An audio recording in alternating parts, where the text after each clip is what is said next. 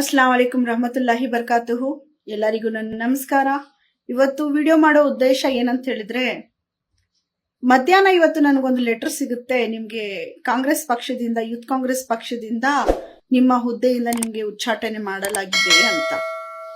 ಆದ್ರೆ ಉಚ್ಚಾಟನೆ ಯಾರಿಗ್ ಮಾಡೋದಂದ್ರೆ, ಯಾರು ಹುದ್ದೆಯಲ್ಲಿ ಇರ್ತಾರೋ ಅವ್ರಿಗೆ. ನೆನ್ಪಿದ್ಯೋ ಇಲ್ಲೋ ಗೊತ್ತಿಲ್ಲ, 4ನೇ ತಾರೀಕು ನಾನು ಆಲ್ರೆಡಿ ಪೋಸ್ಟ್ ಹಾಕಿದ್ದೀನಿ. ನಾನು ರಿಸೈನ್ ಮಾಡಿದ್ದೀನಿ. I am not part of Congress party ಅಂತ. ಅದಕ್ಕೆ ಸಂಬಂಧಪಟ್ಟಂತೆ ಏಪ್ರಿಲ್ 5ನೇ ತಾರೀಕು ಸಾಯಂಕಾಲ 7 ಗಂಟೆಗೆ ಒಂದು ವಿಡಿಯೋ ಮುಖಾಂತರನು ನಾನು ಜನರ ಹತ್ರ ಹೇಳಿದ್ದೀನಿ, ನಾನು ಪಕ್ಷ ಬಿಟ್ಟಿದ್ದೀನಿ, ಪಕ್ಷದಲ್ಲಿ ಇಲ್ಲ, ನನಗೆ ಪಕ್ಷದಲ್ಲಿ ಈ ತರ ಎಲ್ಲ ಡಿಮ್ಯಾಂಡ್ಗಳು ಇಕ್ತಾವ್ರೆ ಅಂತ. ಅದಾಗಿದ್ಮೇಲೇನು ಉಚ್ಚಾಟನೆ ಮಾಡಿದೀನಿ. ಅಂದ್ರೆ ಇವ್ರ ಬುದ್ಧಿ ಇದೆಯೋ ಇಲ್ಲೋ ಅದು ಅವ್ರಿಗೆ ಗೊತ್ತಿದೆ. ಬುದ್ಧಿ ಇರ್ತಾ ಇದ್ರೆ ಈ ತರ ಆಗ್ತಾ ಇರ್ಲಿಲ್ಲ. ಬುದ್ಧಿ ಸ್ವಲ್ಪ ಕಮ್ಮಿ ಇರ್ಬೇಕು. ಅದಕ್ಕೇನೆ ಇವ್ರು ಈ ಪೋಸ್ಟ್ ಹಾಕಿದ್ದಾರೆ, ಈ ತರ ಉಚ್ಚಾಟನೆ ಮಾಡಿದ್ದಾರೆ. ಆದರೆ ನಿಮ್ ಉಚ್ಚಾಟನೆ ಇದೆಯಲ್ಲ, ಅದು ನಿಮ್ಮಷ್ಟಕ್ಕೆ ಇಟ್ಕೊಳ್ಳಿ ಸೀಮಿತವಾಗಿ. ನಾನ್ ರಾಜೀನಾಮೆ ಕೊಟ್ಟಾಯ್ತು, ಅದು ಸೋಷಿಯಲ್ ಮೀಡಿಯಾದಲ್ಲೇ ಕೊಟ್ಟಿದ್ದೀನಿ.